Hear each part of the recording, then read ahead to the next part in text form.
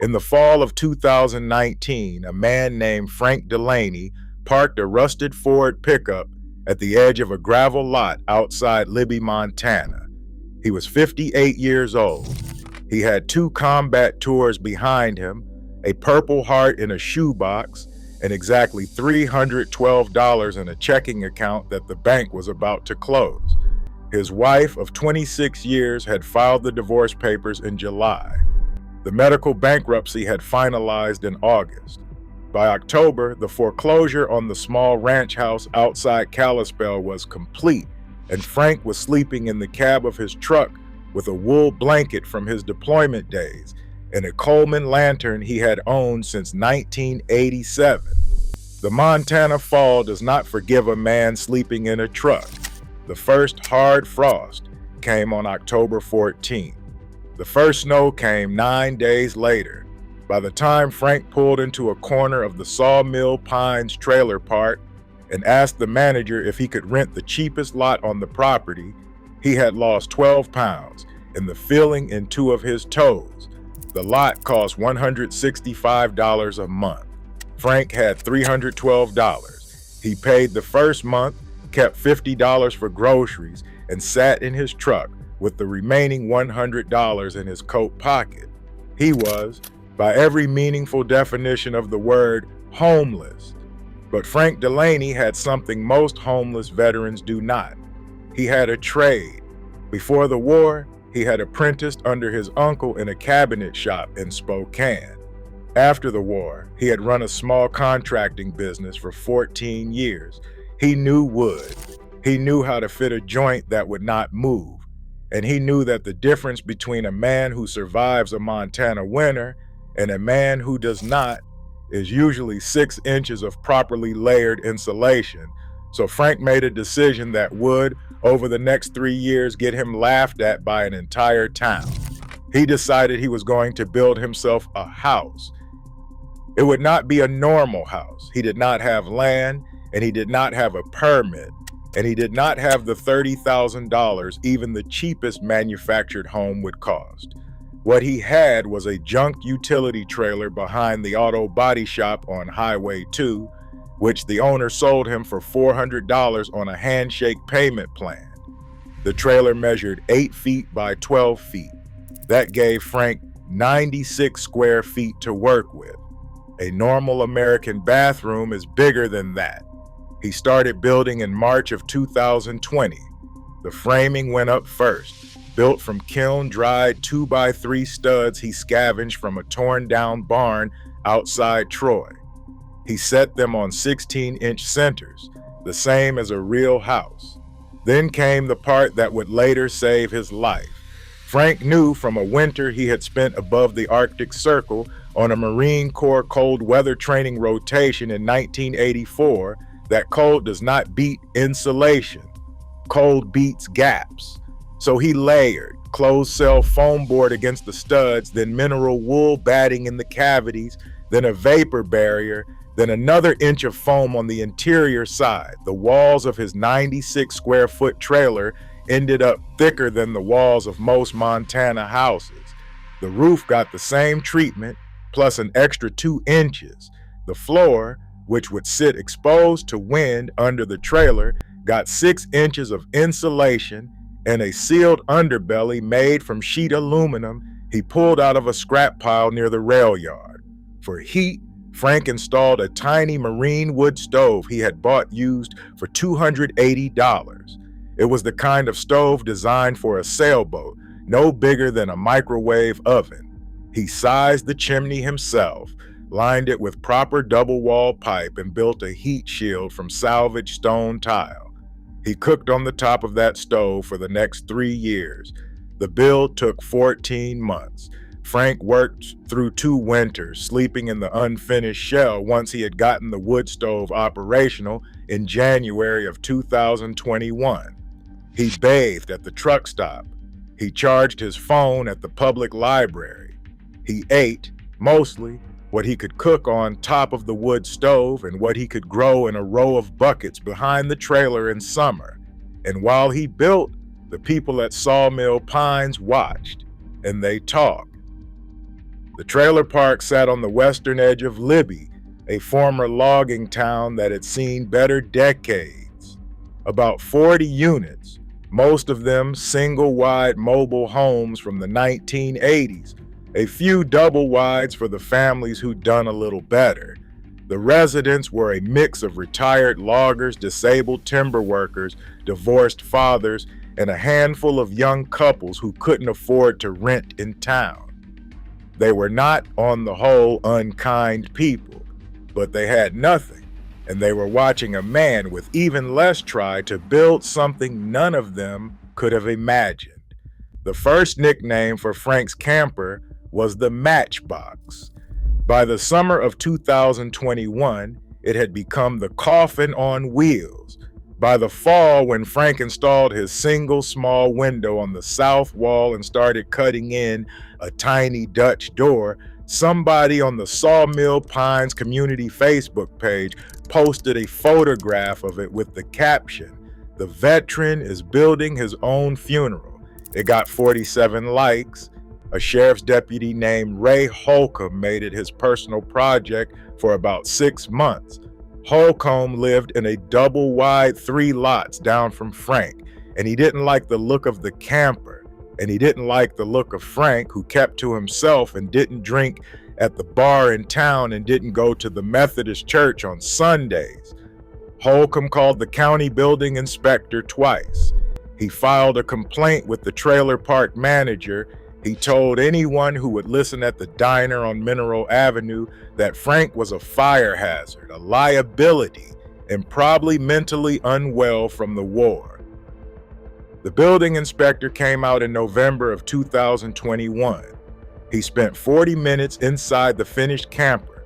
When he came out, he stood in the cold for a long moment, looked at Deputy Holcomb, and said something the deputy did not appreciate. He said the trailer was technically a recreational vehicle, and recreational vehicles were not subject to residential building code. Then he added that even if it had been, the construction was better than 90% of what he inspected on actual houses in the county. The deputy did not take this well. The Facebook group did not take it well either. The mockery, which had been mostly background hum for 2 years, turned sharper through the early winter of 2021. There were memes. There was a running joke about Frank freezing to death and being discovered in the spring, mummified. A teenager from one of the other lots filmed the camper from the road and posted it to TikTok with the caption, "Montana homeless guy thinks this will survive winter." It got 80,000 views. Frank, by all accounts of the few people who actually spoke to him during those years, did not respond. He fed his wood stove. He read books from the library. He worked occasional cash jobs doing small carpentry for the few people in town who did not care about the gossip. He waited. The winter of 2022 came early. It came hard, and it did not leave. The first cold snap hit on November 11th, 2022. The thermometer at the Libby airport dropped to minus 31 degrees Fahrenheit overnight, the lowest November reading in the recorded history of Lincoln County. The propane delivery trucks couldn't keep up. Pipes started cracking in homes across the valley. The power grid, already stressed by the demand, began rolling blackouts on the morning of the 13th. Sawmill Pines lost power for the first time at 6:47 in the morning, with the outside temperature still at minus 28. In a single wide mobile home, when the power goes out at minus 28, you have about 4 hours, maybe 6 if the home is well skirted and the wind is still. The electric furnaces stop, the water freezes, and then the people inside have to make decisions they shouldn't have to make. The first death in Sawmill Pines that winter was a 71-year-old woman named Eileen Garrison, who lived alone in a 1986 single-wide on lot number 17. She was found on November 14, 2022. The cause of death was hypothermia. Her propane tank had been empty for 3 days, and she had been too embarrassed to ask anyone for help. The second death came 8 days later. A retired millwright named Don Cossey, who lived 2 trailers down from Frank, suffered a heart attack while trying to drag a kerosene heater across an icy lot. He was 64. He died in the snow about 15 feet from his own front door. The Facebook page went quiet for a while after that. And inside the matchbox on wheels, Frank Delaney was sitting at 68 degrees Fahrenheit reading a book about the Battle of the Chosin Reservoir, with a kettle steaming on top of his marine wood stove. The thing about Frank's camper that none of the mockers understood was the math of it. A normal 1,200 square foot mobile home has about 4,000 cubic feet of air to heat. Frank's cabin had less than 800. The propane furnace in a single wide is sized to push BTUs into a volume more than 5 times larger than what Frank had to heat. And his marine stove, small as it was rated for exactly that volume. It didn't need to fight the cold. It only needed to outpace it across an extremely insulated, extremely small envelope. And it did. Even at minus 31 degrees, with a 20-mile-per-hour wind off the Cabinet Mountains, Frank could keep his cabin at room temperature on 1 armload of split larch every 6 hours. The cold snap broke on November 26, 2022. Temperatures rose to a balmy -5 for 2 days. Then the real winter began. From December 18th through Christmas Eve of 2022, the thermometer at the Libby airport did not rise above -20 degrees Fahrenheit for a single hour. Schools closed. The post office closed. The highway department pulled its plows off the road for 2 days because the diesel was gelling in their tanks. 3 more people died in Lincoln County that week, none of them in Sawmill Pines, but the trailer park felt it. Power went out 4 separate times. Pipes burst in 11 of the 40 units. The trailer park manager, a woman in her 60s named Linda Pavek, started driving from unit to unit checking on the elderly residents twice a day. On the night of December 20th, around 9 in the evening, somebody knocked on Frank Delaney's Dutch door for the first time in 3 years. It was Tara Holcomb, Deputy Ray Holcomb's wife. The deputy was working a 36-hour emergency shift on the highway. The power had been out at their double-wide for 6 hours. The inside temperature was now 39 degrees Fahrenheit. Tara had 2 cats and no idea what to do. She had seen the smoke coming from Frank's chimney from her kitchen window. According to the only interview Tara Holcomb has ever given about that winter in a 2024 piece for the Western News, Frank opened the door, looked at her for a long moment, and said only one thing before stepping aside to let her in. He said, "Bring the cats."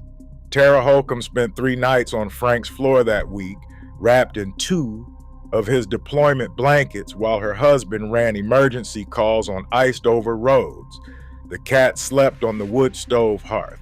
Frank slept sitting up in a wooden chair he had built himself because the cabin was too small for 2 adults to lie down in at the same time without one of them being under the bed platform.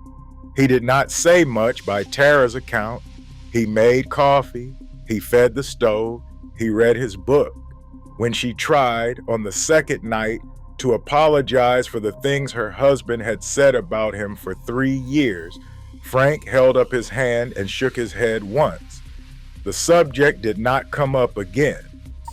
By the time the deep cold finally broke in mid-January, Frank had hosted 4 different sets of neighbors. The mechanic's wife with her 2 children, an elderly couple from Lot 22 whose furnace had failed, a young woman whose pipes had frozen and whose landlord wouldn't come out in the weather. Frank rotated them through. He fed them what he had. He never asked for anything. He never said a word about the Facebook page, the TikTok video, the deputy who tried to have his home condemned. When spring came to Libby in April of 2023, something had shifted in Sawmill Pines that nobody talked about openly, but everybody felt. The mockery on the Facebook page didn't return. The deputy did not speak to Frank again that year, but he also stopped speaking against him. The teenager who'd filmed the TikTok deleted the video sometime in February. By June, the local newspaper in Libby got wind of the story and sent a reporter out to interview Frank for what they pitched as a feel-good piece about a tiny home surviving the worst winter in regional history. Frank declined the interview. He told the reporter politely that he hadn't done anything that needed writing about. He'd built a small house, he'd kept it warm. He'd let some neighbors come in out of the cold, the same as anyone would have done. There was no story. The reporter wrote the piece anyway, mostly from interviews with the neighbors, and it ran in the Western News on June 11, 2023, under the headline, "The Veteran They Laughed At." Frank, according to Linda Pavek, the park manager, did not read it. What Frank did that spring and summer was start building a second cabin. It went up on the lot next to his, which had been empty since Don Cossey's family cleared out his single wide after the heart attack. Frank bought another junk trailer for $600. He used the same construction method, the same insulation layering, the same marine wood stove design, although this one he sized slightly larger because he knew by then who he was building it for. The second cabin was finished in October of 2023, just before the snow returned. Frank gave the keys to a 67-year-old Vietnam veteran named Wendell Briggs, who had been sleeping in a Buick station wagon behind the VFW hall in town for most of the previous summer. Wendell paid Frank $1 for the cabin because Frank insisted on a transaction so the thing would be legally his. There are, as of the spring of 2026, 4 of these small cabins in and around Sawmill Pines. Frank builds one a year, on average. He charges $1 each. The recipients are always veterans, and they are always men who have run out of options and run out of dignity at the same time. He calls them his neighbors. He does not call them anything else. The Facebook page that mocked him for 3 years is still active. It mostly posts pictures of grandchildren now and complaints about the price of propane. Nobody on it mentions the camper or the winter of 2022 or the woman who slept 3 nights on the floor of a coffin on wheels while the man who built it sat awake in a wooden chair to give her room. Some stories do not end with a lesson stated out loud. This one does not either. Frank Delaney is 65 years old now. He still lives in the 96 square feet he built himself in 2020 and 2021. He still cooks on the marine wood stove. He still reads at the library. And every fall, when the first hard frost comes down off the Cabinet Mountains and the propane trucks start their runs through Lincoln County, somebody in Sawmill Pines glances toward his chimney and sees the thin gray smoke rising in the cold air and says nothing at all.